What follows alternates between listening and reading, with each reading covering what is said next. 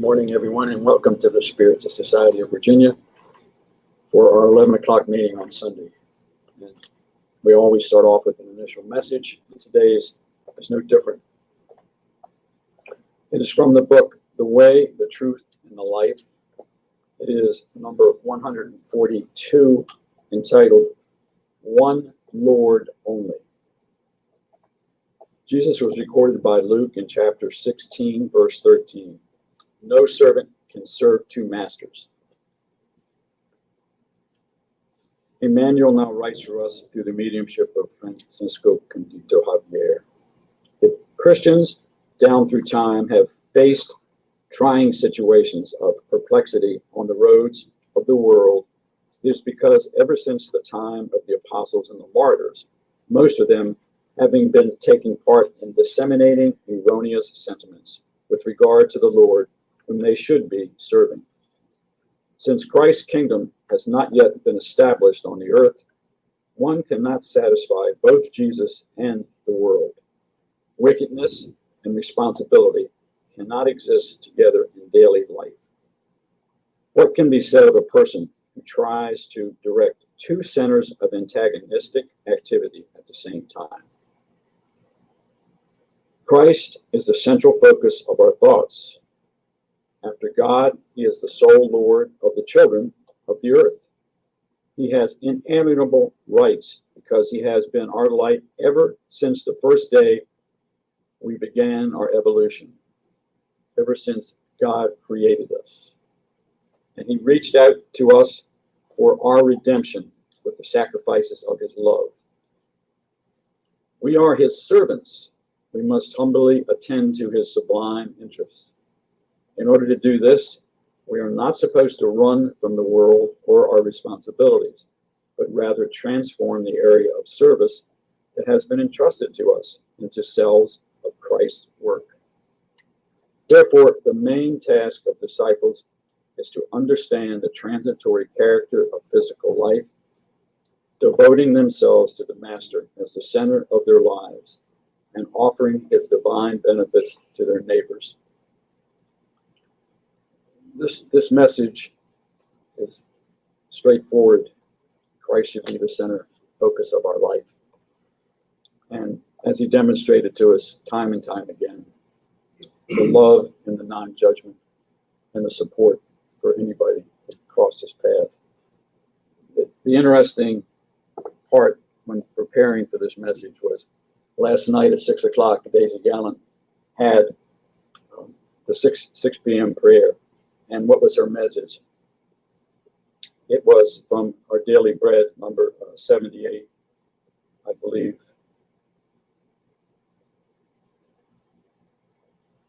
Entitled, According to the Flesh. And this is so in line with this previous message that I just read, Only One Lord. There was 2 passages in here that I'd like to read. Such a conscience cannot rely, the work intended for spiritual purification will be experienced in a climate of rebelliousness.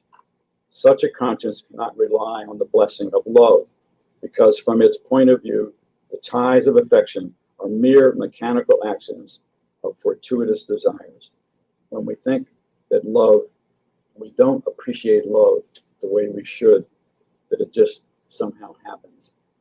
It must be built in our hearts and given to all those, especially our spouses, our family, and every other person we run into. And then this morning, Vanessa topped it off at 9 o'clock when she talked about pressing on. Emmanuel was telling us to press on. And it just brought all 3 of those together. Thank you all.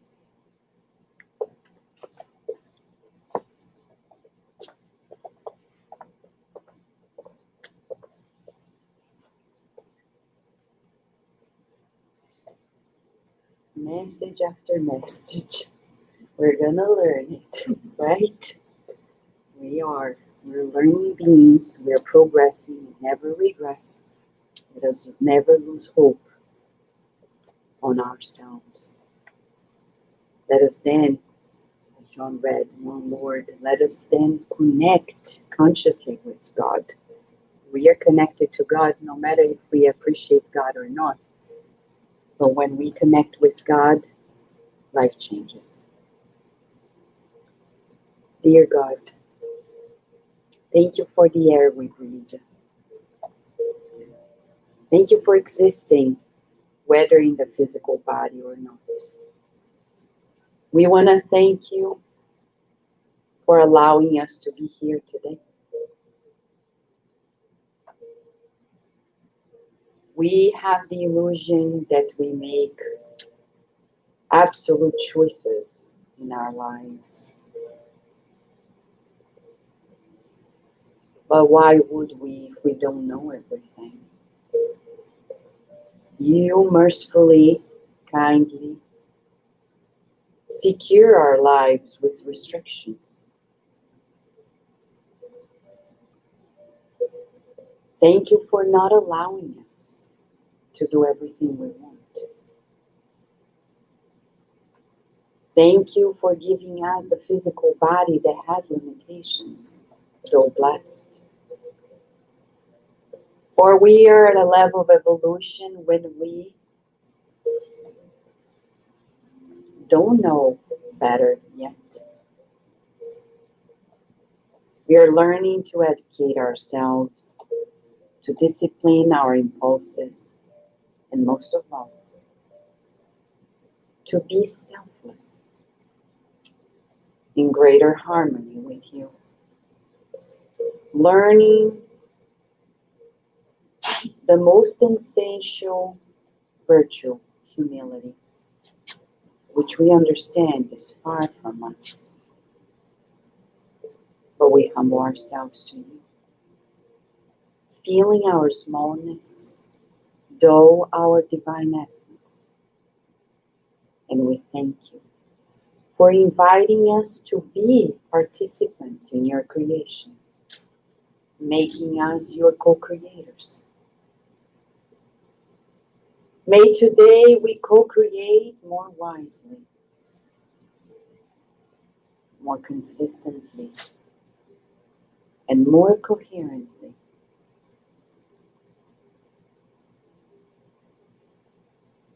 May everyone who is connected in two realms feel the banquet of light offered to us at this moment.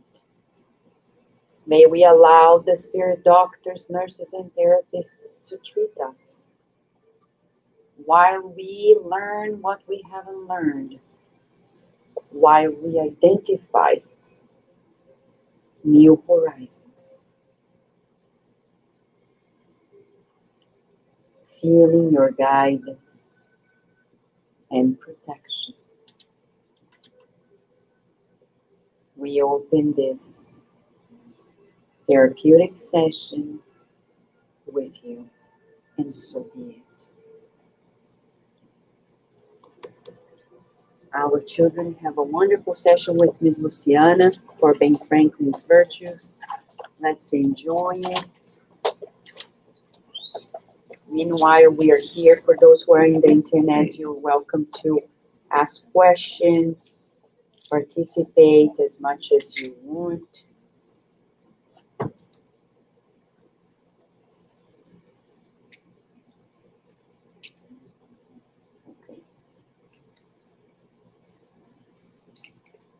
There we go.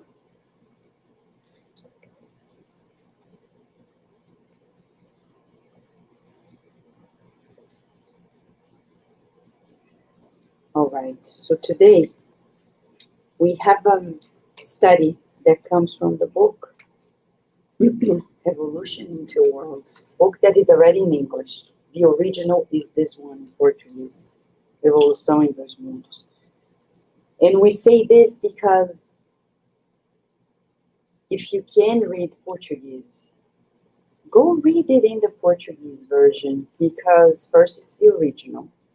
Translations are great, but not perfect. So if you can read it in the Portuguese, go read it. Listen to it on YouTube, because there are possibilities to listen to it on YouTube. This study was done firsthand in 2011 at the Spiritual Society of Baltimore, and then here in 12 at the Spiritual Society of Virginia, translated by our group in Baltimore. And the book is already published by its publisher, the Brazilian Spiritist Federation. I haven't read their translation, but at least it's translated. If you have any question when you read it, let us know. And we have the whole study repeated at Kardec Radio in 2019 or 20, I guess. But it's on YouTube and Facebook at Kardec Radio and SoundCloud. Shane Martin, Marco Magalhães, and I, we go over the whole book, chapter by chapter, with slides, which help us. This book is from this series by the Spirit author Andre Luiz. Why did Andre Luiz bring us these books? Because he had nothing else to do. Wrong, you know. Of course, Andre Luiz had a sublime reason. Unlike many authors nowadays who write just to be famous, just to entertain, and write things that could be garbage, Andre Luiz writes to instruct, to illuminate, to say, wake up, friends, because when I was there last, I didn't know of this, and I made huge mistakes. So read it and avoid the mistakes and learn how to correct them. So for all books, these series, if we want to be strong, fully aware of life, read these books. It doesn't have an order. If you read them in order, good, but it doesn't need to be. So we'll read them one by one, study them. Some of them were studied at Kardec Radio by other hosts as well. And when it comes to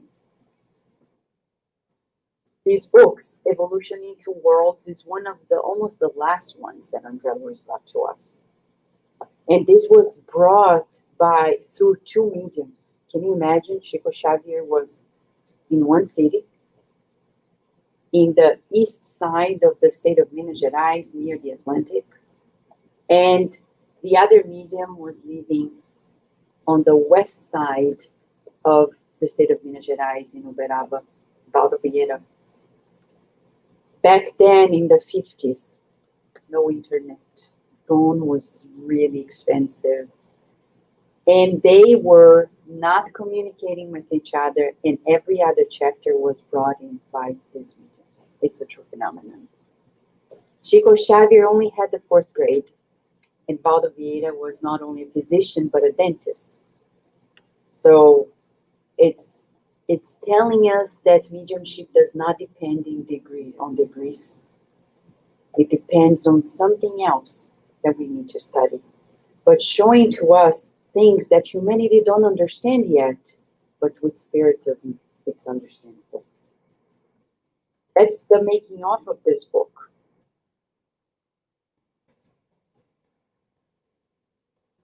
And that's when this was written, 1958. Why is this important? Because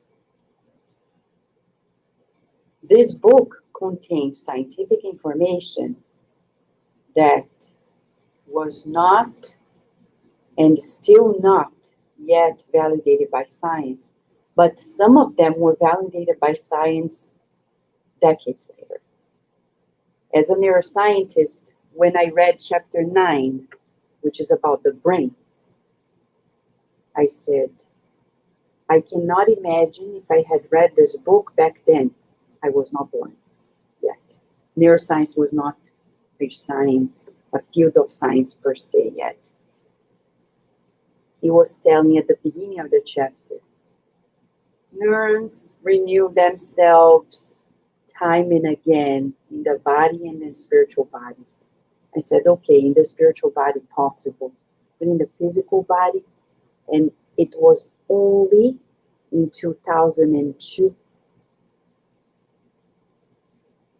that a scientist in California discovered that no matter your age, even in aging years, you can have newborn neurons. So this thing about dogs not learning new tricks is a fallacy. You don't learn if you don't want to. Because if you want to, your brain has the capacity to learn anything at any age. It may be different, the learning experience, but it's possible. So from 1958 to 2002, much is being discovered. In many other parts of this book, validating, we have studies in Brazil by scientists showing to us several points through which the information in this book was later validated by science. What does it say? What Dr. Gary Schwartz once said to us at Cardiac Radio, though he's not a spiritist, and he's actually from a Jewish background, he said, if we read these books, we can advance science much faster. And I remember at a meeting, a scientific meeting, when knowing of the spiritist teachings, we had ideas about protocols that were successful and were funded by the NIH, thanks to the spiritist literature. If we pay attention, we can advance science much faster. We won't be lost. I remember my colleagues sitting around the table and saying, how do we do this experiment? Where do we begin? And I said, man, it's in the Spirit's book by Kardec. The critical time of vulnerability is in our first years of life. They don't know for what we are experimenting. I said, well, what if we do an age-related timeline? Then in these experiments, we'll find the answer. We did it. We got the paper. We got the grants. We didn't lose time. Of course, I didn't tell them about the Spirit's book because they would think like, Vanessa, you're crazy. So I said, I passed it because it's not the point. But it's here, published. If anyone watches this, they will know where it's coming from. It's not a crime. You're just expediting science. Someday it'll be. Exactly. So any one of us here, if we read these books, we can change our organizations, the way we work. We can change our relationships at work. It can change the dynamics, because this is for not only for science, it's for every single organization on earth, from schools to businesses to hospitals, prisons, etc. If each one of us pay attention, read these books, not only for us, but for the overall general good, we're gonna certainly be faster. But look how fast this is a book that has 40 chapters, dense chapters. And they did this psychography in 6 months. Less than 6 months. Has 2 parts. The first 20 chapters talk about evolution in our spiritual body, which is the body that stays, because this body is recycled when we discarnate, but our spiritual body stays with us as we evolve. So it's important to know how it works, how it evolves. The second part talks about issues of life in general. And briefly, I'll mention to you as we gravitate to the main topic today. Emmanuel prefaces the book by telling us that this understanding that we have a spiritual body is not new. Since the Egyptians, when they called it Ka, the Greek called it the Eidolon, the Paracelsus called it the sidereal body, and Baradoc the Somad. It's an understanding that has come since ancient times. It's nothing new. We just give it a new name, more reasonable. Perispirit, which is what envelops the spirit. That's all it is. Emmanuel says that Andre Luiz wrote this book to awaken in mass the notion of immortality. Okay. I'll skip just a few things because this is not about the study of the book. But read the note by Andre Luiz. Because I grew up a spiritist, as a spiritist. People say, oh, evolutioning towards is for scientists. Not true. Not true. He says, we know how to balance the blood circulation to ensure safety of the cardiac cycle, but we ignore how to free the heart from the jail of shadows in which it lies, often steeped in puddle of tears when not chained to the monster of delinquency. And he says, the targeted audience. We return to the presence of those who contemplate the horizon between anxiety and fatigue by asking in tears about the end of the trip. With our souls direct to them, to the people who are tired, fatigued, tearful, the torture of the heart and of intelligence, we aspire to write a simple book on the evolution of the soul in two planes, connected in the cradle and the grave in which it weaves in the path to God. Andre Luiz did not write for scientists. Though you read it and you say, man, I can't understand it without science. But what he's writing is quite simplistic compared to the truth in itself that we're yet to know. But it's for us. We're tired of why.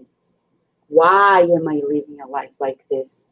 Why this pandemic? Why the loved ones who died? Why this? Why that?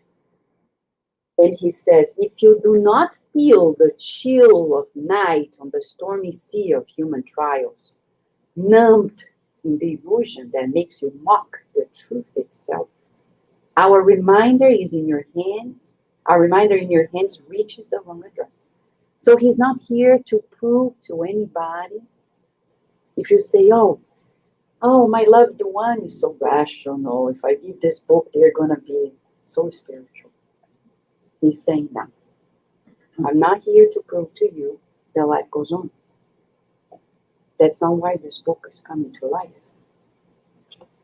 And look how he describes the people who still don't surrender to God, to religiosity, to spirituality. They are people who are numb, dormant. You and I have no power to awaken anybody but ourselves. We cannot be full of pride saying, I'm going to convince somebody that God exists and if I believe in God, I live my life to God, and that's how, in this living letter, I will inspire people. But not my words. And Andre Luiz saying, I didn't write this to convince anybody of anything. But if you guard the stigma of suffering, asking to the old problems of being in suffering, if you know the cloud that announces the storm and the treacherous vortex of the waves in which you surf, come with us. He's saying, you're suffering, you're wondering why surfing exists, come with me. So the goal of the book is to study our journey, how we ended up being humans. Study the route of our multimillenary pilgrimage and the beauty of it all, igniting the fire of hope. Together, lift ourselves in exaltation of joy to God, our Father of goodness. And that's the end of the story for his invitation to us. And he begins chapter 1. So today we're just going to pinpoint a few things. You and I have lived many lives. Do you feel it? When we look at ourselves in the mirror, if you look too much to the body, you will suffer when you disconnect. Jennifer Gardner, recently, celebrity, right? She said, The secret to aging is not to look too much at the mirror. And she depends on her appearance. Jane Fonda recently, this week, she announced that she regretted doing some lifting. Yeah. She said, shouldn't do it, changes us. We are in a society that pushes us to look at ourselves in the mirror and make us not progress. Appreciate your wrinkles. Appreciate that you're living long. Because Jesus says, for those who doubt the beauty of growing into adulthood, past the illusion of youth. In the book, Good News, chapter 8, 9, old and young, when the disciples were battling, not exactly, the young ones, like John the evangelist, was like, oh, we're going to be the ones carrying out the torch of because we're young. And the older ones, like Simeon, they were like, oh man, feeling so defeated. So Jesus talked to them and said, what can youth do without the experience of the old ones? They will repeat the same mistakes. That's why those who are growing older have greater responsibility. Instead of thinking of retirement, they need to stay in society to help those who are there, especially the young ones. He compares ourselves to a tree. Let's imagine this is a tree. The leaves are children. The flowers, youth. But the fruits, adults, those who are aging. These are Jesus' words. And he says, sometimes the leaves die when you least expect. Flowers don't stay too long, but the fruits, they can nourish us. So it's a teamwork effort.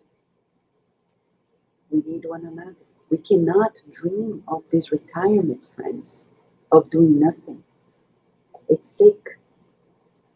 Laziness deters us from progressing. What are we here to do? That doesn't mean we shouldn't plan for security later in life. But a security at the expense of other people's needs is selfishness. If I wake up every day and I only think about myself, my body, my work, my little family, it's called selfishness. Selfishness. And people think that giving money to the poor is selflessness. Selflessness is in our daily lives. When we don't think of only ourselves and loved ones. But how can we change this approach if and only if we redefine our relationship with God? And that's what Andre Luiz does. In the first chapter, very aligned with Kardec. He begins from the beginning. He says to us, I'll go straight up. I know it's hard to read, but that's the feeling. The cosmic fluid is the divine plasma, the Creator's breath, or the nervous force of the All-Wise. In that primordial element, constellations and suns, worlds and beings vibrate and live like fish in the ocean. Right now, you and I, we're living within the divine plasma. Feel it. You're feeling alone? You're not. The only power of the universe is here with us. Feel it. When our children are afraid, say, God is here. You're breathing because God is here. His divine emanation is sustaining us. There is no moment where God is not. There is no place, no time, no living being that is not connected to God. But what about the people who commit crimes like ourselves? Because we think others, right? As if we're saints. But we make our mistakes daily, thinking that we're just doing what society is saying. And who said society is at a high standard? Society is still pushing us. Be selfish. Take care of yourself. Take care of your body. But look, the body's going to end. Longevity happens, but there is a limit. There is a paper that was written in one of the most renowned magazines, Nature, scientific paper, saying there's so much we can do about longevity. It doesn't make sense to keep pushing it to limits that will be absurd at this level. And that's what people are talking about. Should we use a cream? Yes, right, Paulo? Of course. Let's be pleasant. Yes. Let's exercise for health. Let's rest wisely. It's not about many hours, about the quality of sleep.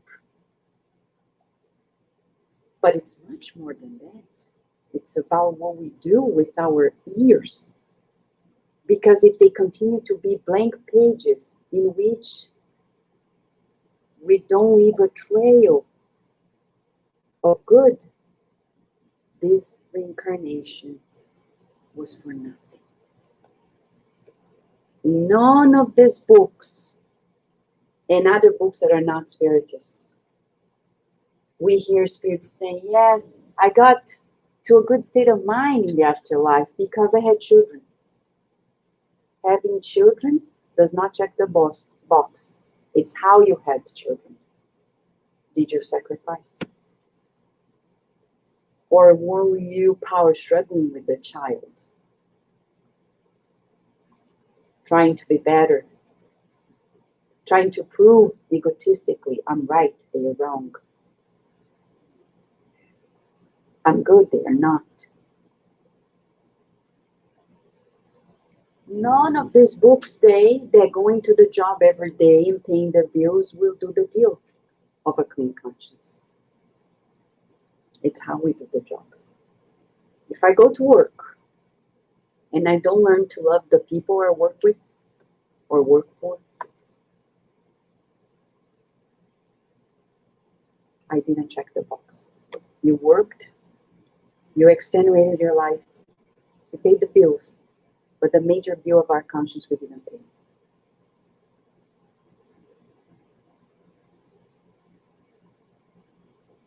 Why?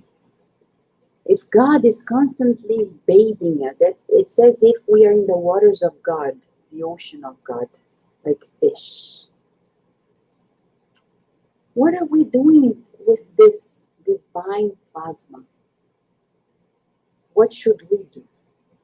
That's when Andre Luiz says, there are two ways to co-create with God. You and I are co-creators.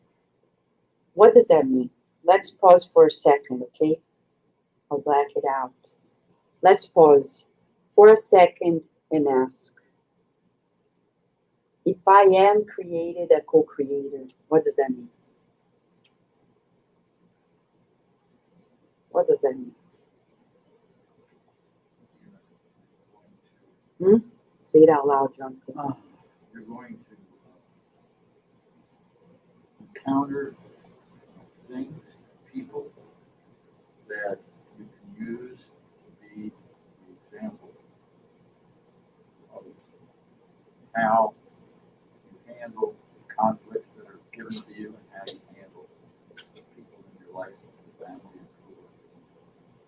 Well, let's make it a little simpler, because that's a very complex already. A little simpler. God gave us a physical body. And the question is, how are you managing this physical body? God gave us intelligence. What are we doing with that intelligence? Are we only thinking of making money, making money, making money? That's a misuse of our intelligence, which is not ours, it's God's. God created us and said, here's your body, here's your intelligence, here's your emotional intelligence. How are you using it to impose onto others?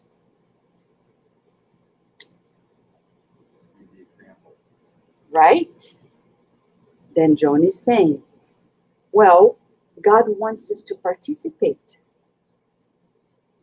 He wants us to navigate life with Him. Not, first of all, it's saying, do not wait for life to be perfect if you didn't create the perfection that you want. It's like when you go to the gym and you look at somebody who is fit, and you think, oh, why am I not? Well, talk to that person. How often do you come? Every day? How often do you exercise? At least 2 hours a day? What exactly do you do? Because some people go to the gym, they chat, they talk. No, I exercise, I do weightlifting, I do this. Oh, so I can't go home and ask, how come I'm not? Well, I'm not doing the same. So if I want that body, I need to build it. If I want a harmonious life, I need to build it. But look at our past. In previous lives, we were just like the people we attracted in life. We were.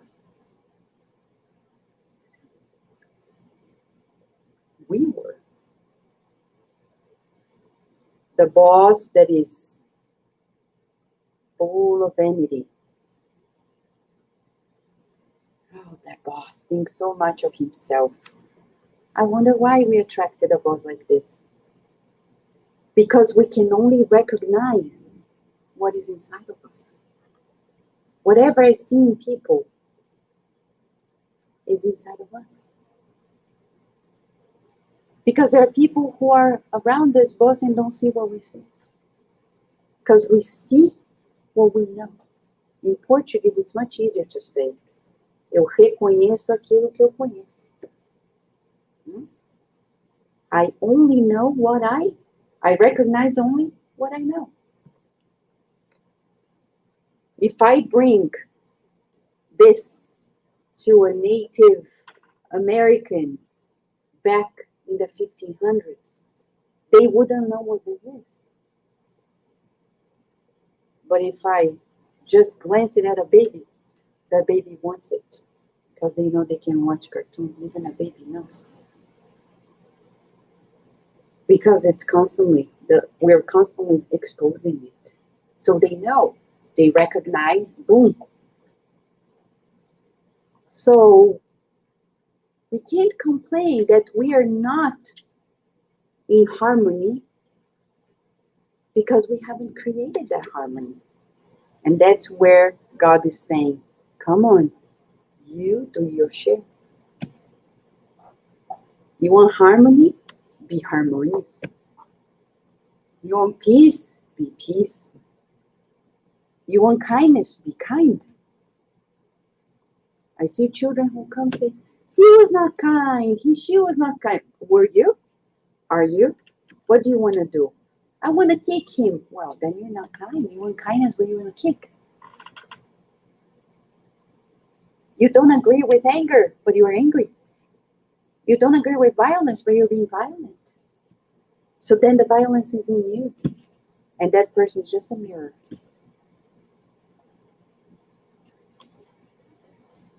So Andre Luiz shows to us that we are called to co-create.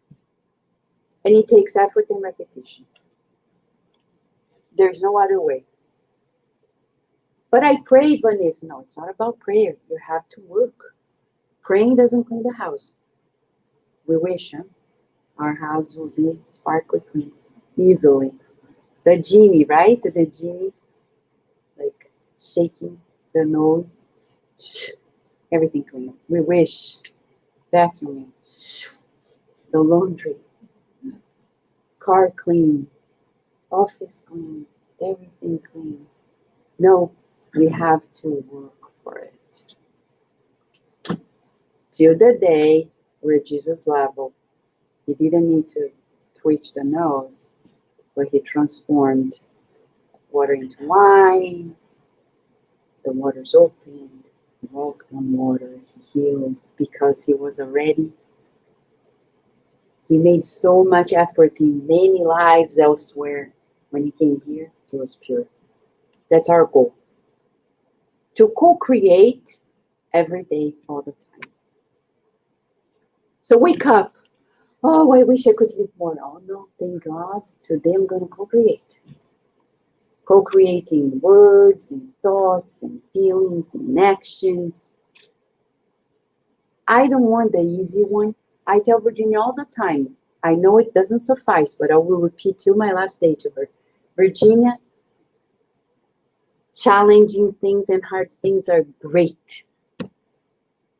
Don't seek the easy ones, because easy means you're not progressing. Go to the gym and use the same weight every time. You're not building muscle. You only build muscle when you challenge your muscle with greater weight. Emotionally, spiritually, it's the same. It's good to have a challenge. And I know some spirits are going to say, oh, you like a challenge? I'll give you more. And I say, I am not in a battle, but I need to be prepared that to evolve, I need to face greater challenges, to progress, to learn the new. So we co-created 2 levels.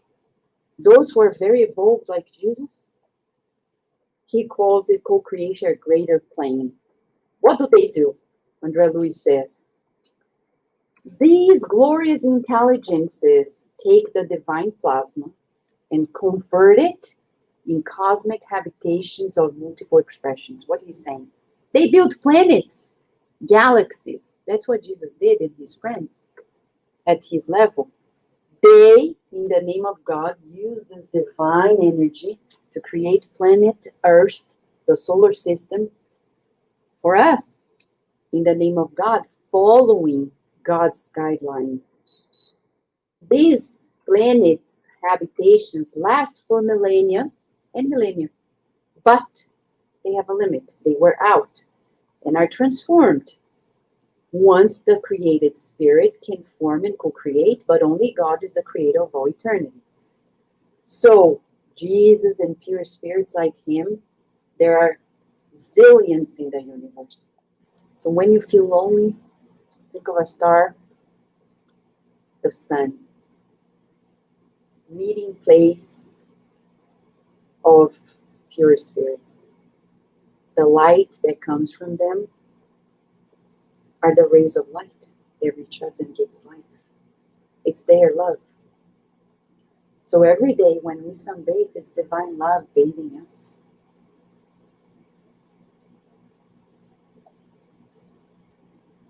It's written in a footnote in the Spirit's book. You're feeling sad? Go early in the morning, walk in nature. Even if it's cold, receive the first rays of sunlight and visualize the love that comes from those pure spirits towards us in the name of God. Healing is everywhere. It's just a matter of connection. So he's going to talk, I'll glance quickly, because this part is like, quickly, forgive me, because we need to talk about our co-creation now. Those are about the greater plane. This is our future, okay? When you think about this, think of us. Today is hard for us to build a house, but we are rehearsing. because one day we'll be planets. I don't know how it is, because we don't have that subject in our universities yet, how to build a planet. We barely understand the planets. So, creating stellar empires, and they say those are major architects of the universe. There is what they call celestial engineering that balances everything. So when you feel like the world is gonna end, no, there are celestial engineers taking care of everything. And he says our galaxy is just like a city. And he compares with other galaxies, other stars, like the sun compared to Arcturus, showing the sun compared to the orange star and other stars, showing how many of them, how little we are. Think about the pure spirits world meeting in all those places, how many of them taking care of all of us. And then we go back, he says, to the atom, and even the atomic forces are guided by spirit intelligences. Even the light and heat to reach our level. We are co-creators at a lesser plane because our role is to, what do we do? With our minds, we attract molecules, he calls it corpuscles of divine plasma, that will form our spiritual body.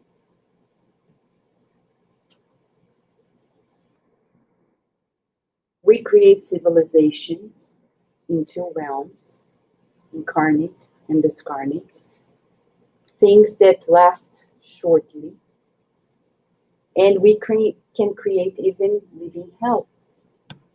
It's our creation. God didn't create it. We misuse the divine plasma, and we'll have to correct it.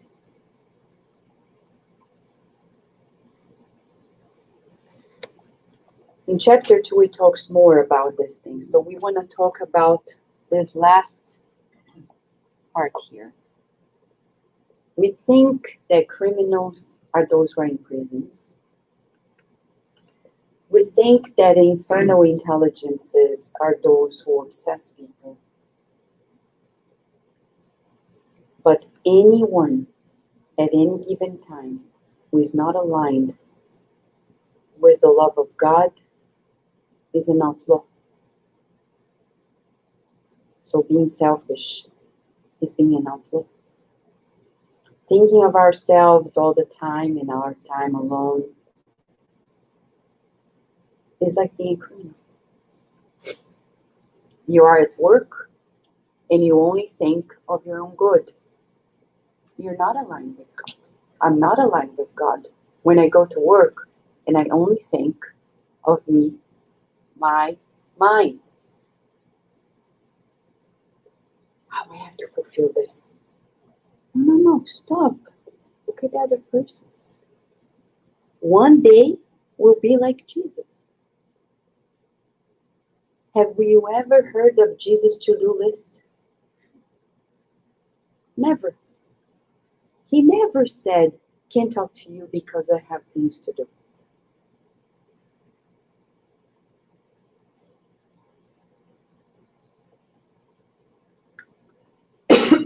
How often do we say this to our children?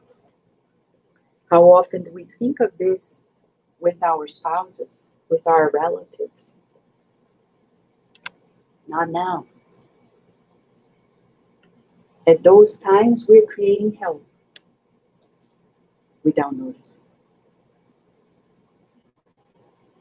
Jesus showed us the model. Wake up and say, I'm open to what God is presenting to us. Yes, I may have a paper to write, a house to clean, a bill to pay. But if I encounter a person in the parking lot, when I am driving around a drive-through, and that person has a sign saying, I'm a veteran, and I'm homeless. I can't go on without stopping and doing something.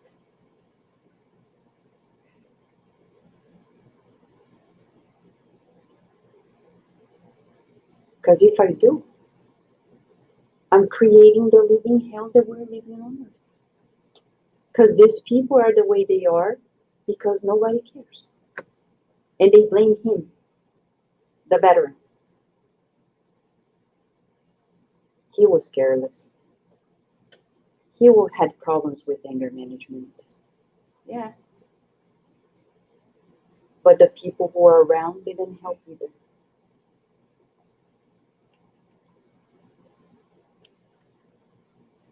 And we still don't help. But Vanessa, giving him something, talking to him for 5 minutes is gonna help anything. Never know. You never know. And I say this because the other day, Mentor Joseph was teaching me that lesson. I had my to-do list because we are humans. We had to-do list.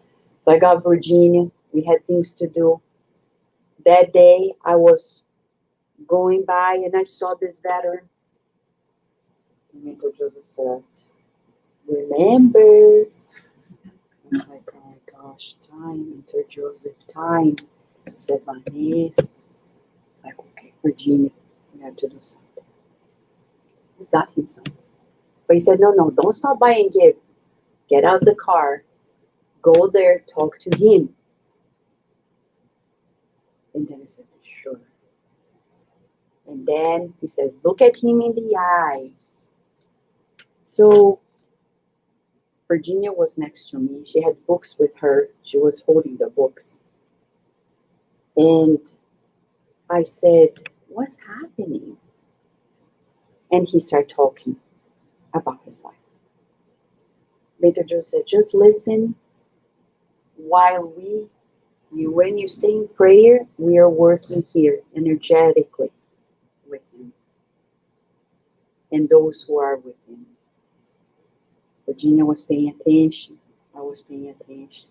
His eyes were blue, like, people say some Caribbean sea beaches are so blue. It looked like that. So beautiful. Reminded me of my grandfather's eyes. I was mesmerized by his blue eyes. He was 62 years of age, but he looked much older, of course. He talked about the wars he participated, the things in his life, and at some point he said, I'm so happy that they turned this law about abortion because I lost 3 wives to abortion. He kept saying and saying and saying. There was so much to learn from his saying. They said, man, is he for real or is he really homeless? And then he turned to Virginia, inspired by the good spirits, and said, girl, are you studying? And she said, yes. Never stop studying. And I'll tell you more. Never run away from your families, from your parents. And he kept giving her guidance that I almost cried. And I said, who is this man? I thanked him so much. I felt so humbled by his wisdom that I prayed that the good spirits help him, because he helped us. When I went to the car, I said, Virginia, you think we're helping him? We were helped. And she said, how so, Mom? I said, he told you and I things. They're so important. Keep those words in your mind, Virginia.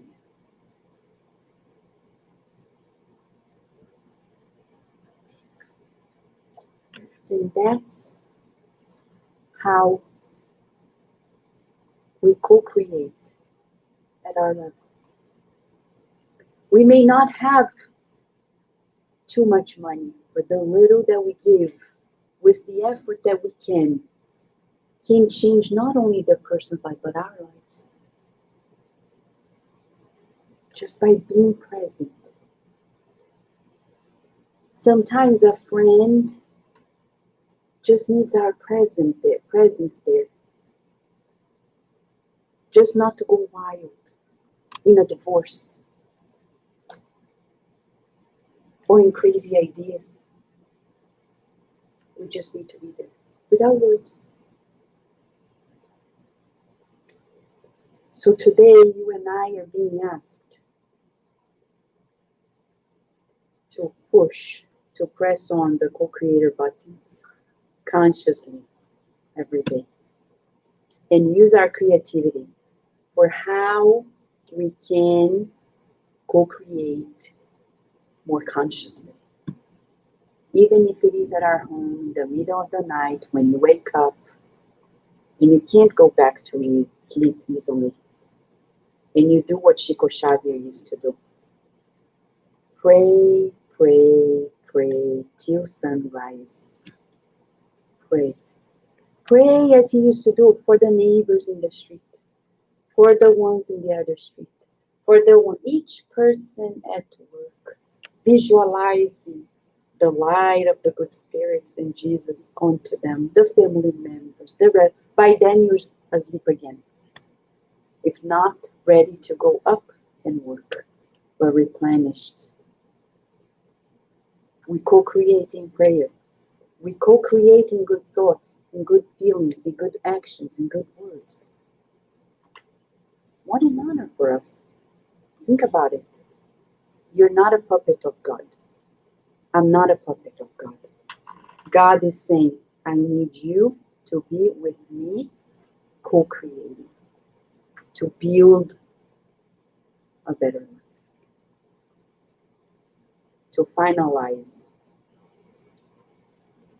a story that I read this morning in the news of a boy, a teenager who is working at a coffee shop.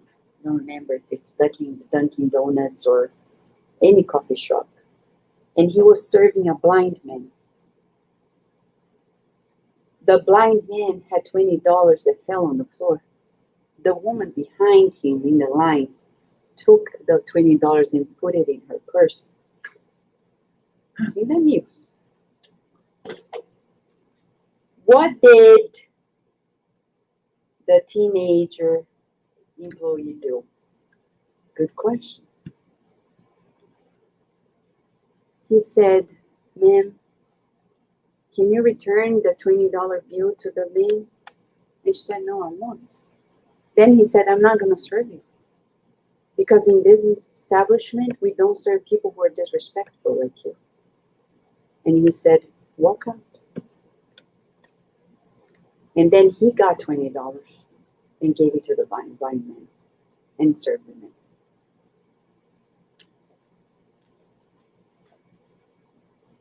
It seems so simple, but in our planet, not so, because we see people making mistakes and we don't say anything because we are afraid. Afraid of what? We have to do what we have to do. How is the world going to change when we quiet ourselves before violence?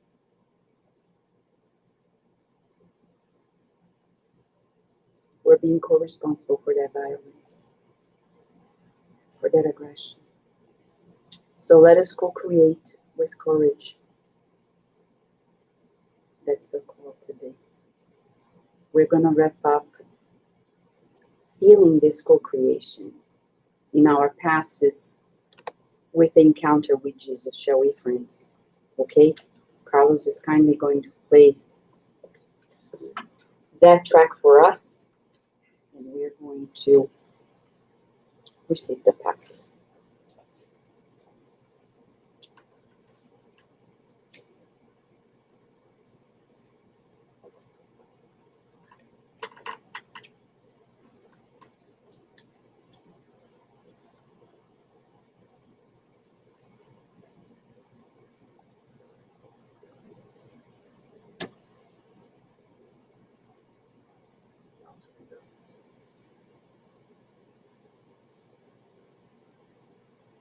You already know how to conduct yourself. Let us begin this new visualization. Taking a good position. Breathe, always slowly. As you breathe, relax. Let go all of your tensions. Allow your body to release you. Spirit.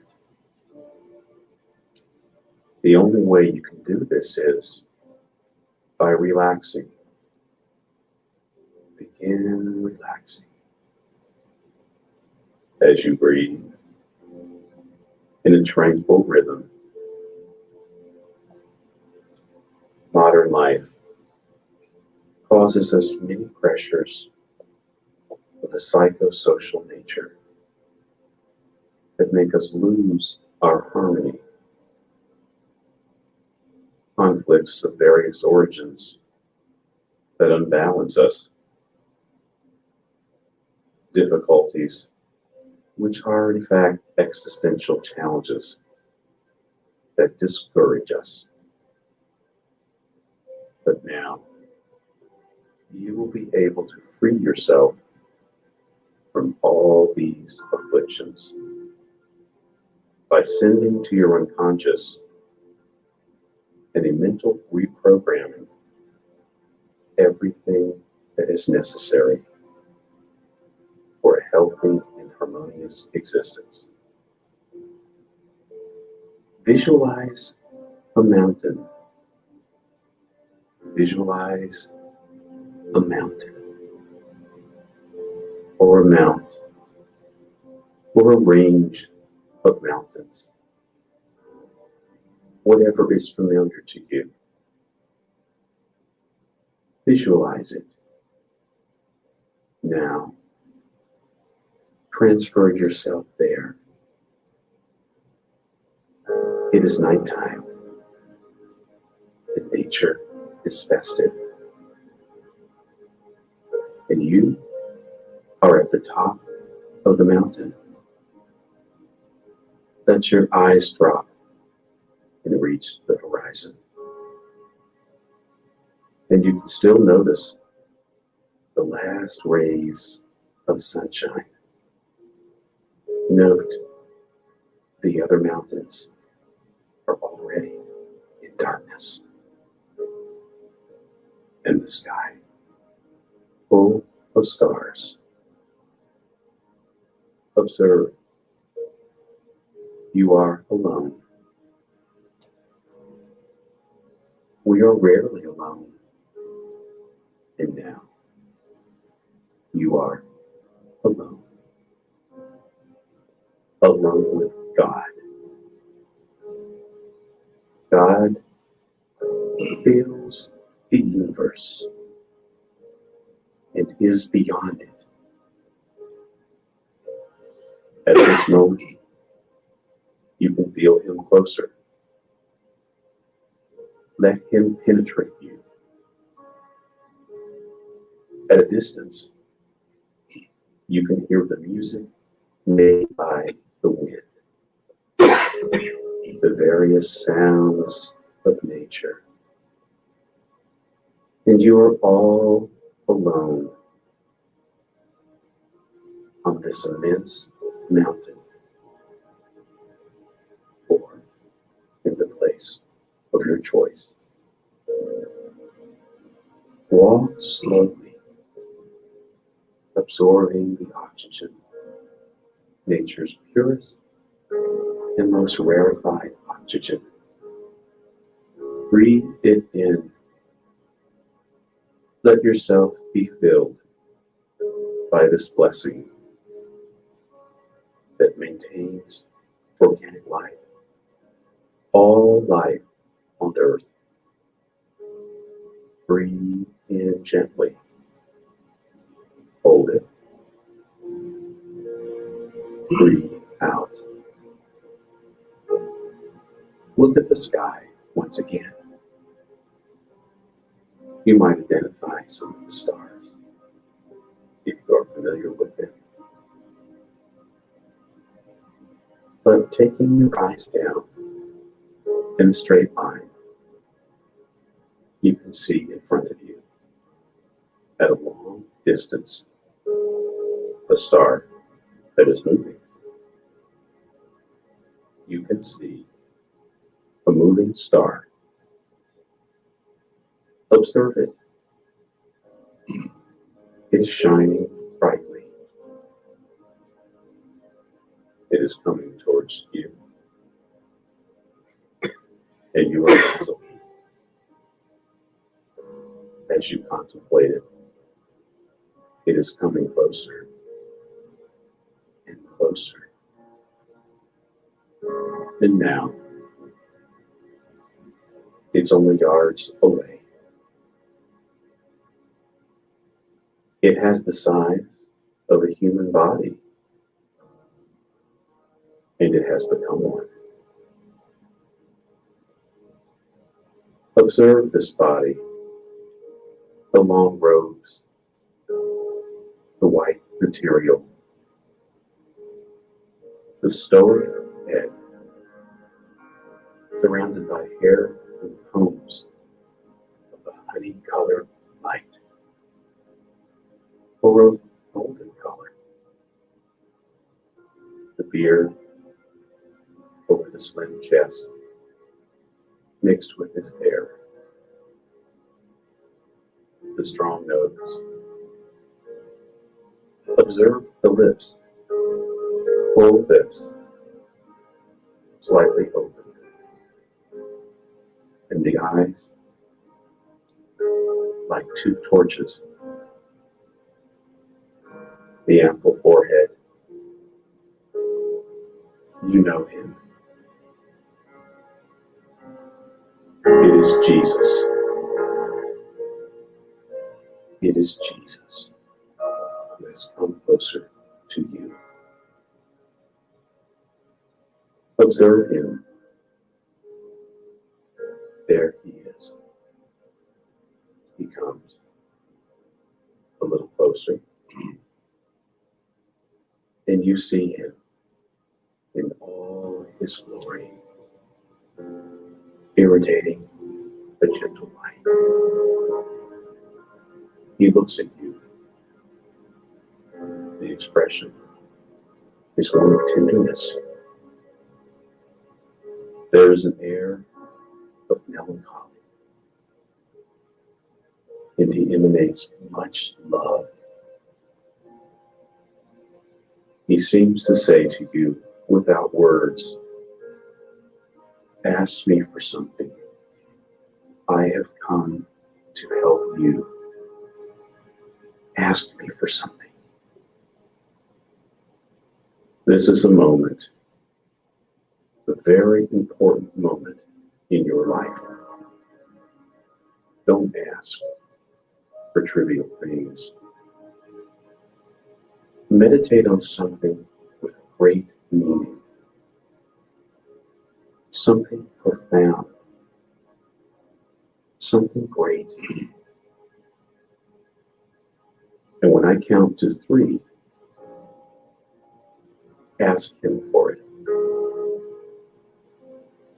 Be brief, without justifications, without explanations. Think about what you will request. Think about it. Now, I will count. 1, 2, 3. Now, ask him.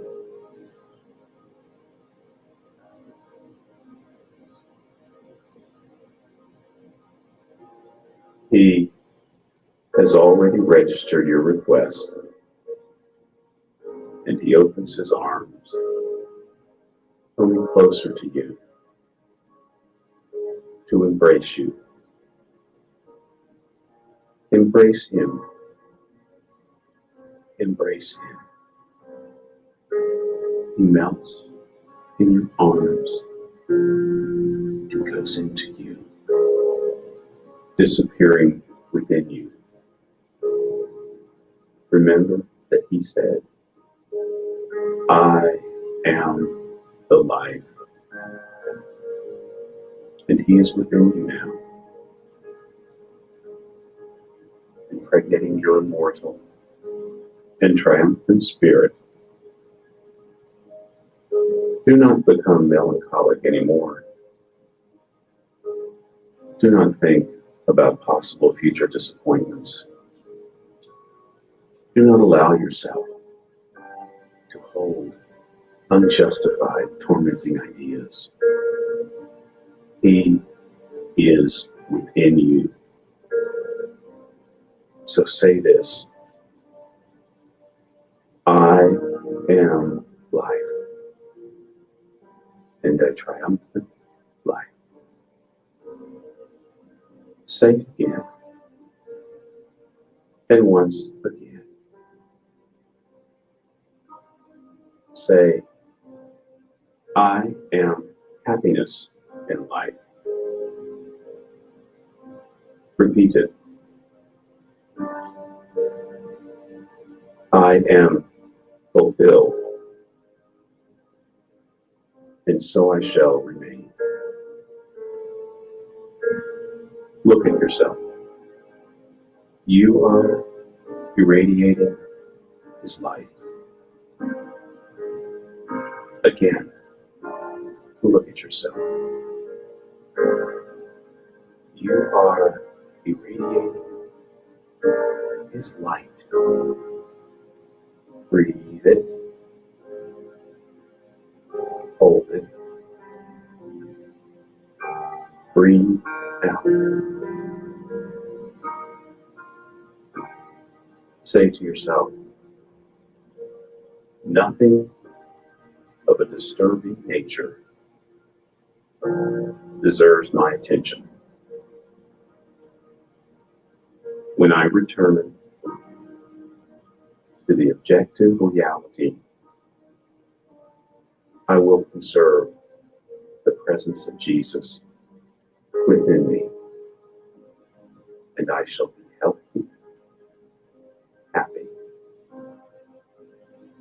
Even when I'm faced with the struggles of evolution, in view of the challenges, I will remain healthy as I am now. Project this onto your conscious mind and reprogram your life. You deserve to be happy, and you are happy.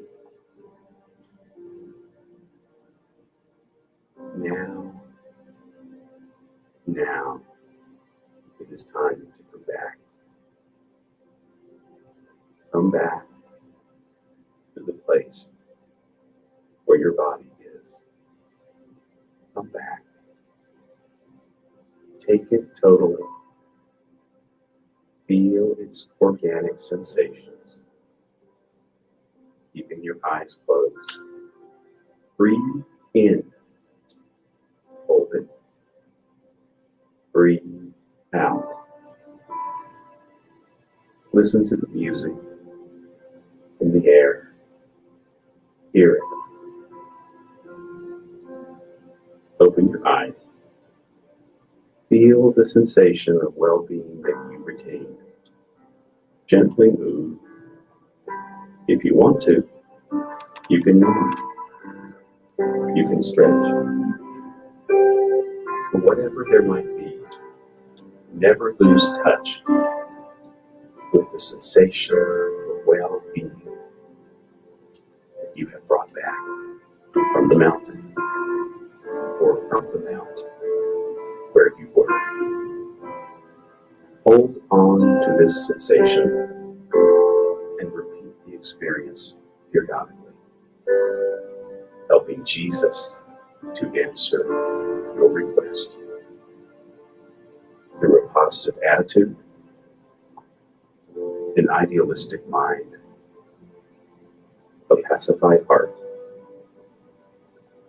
thanks to the interchange for the better that you will make in this very existence so that you can be happy.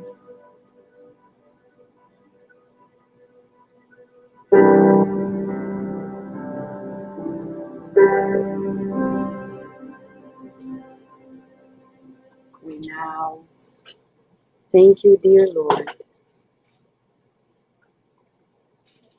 for allowing us to feel how much we are immersed in you. May we co-create more wisely in our thoughts and feelings, words and actions, seeking the good and feeling it as we work with you with consciousness and diligence. We thank you for the presence of the spirit doctors, the nurses and the therapists who kindly treated us and are committed to supporting us in our very healing as we prepare ourselves for the next moments of our day. We want to continue being connected. May our homes be open to you always. Feeling the envelopment of peace on earth. Count on us in co-creating it. And so be it.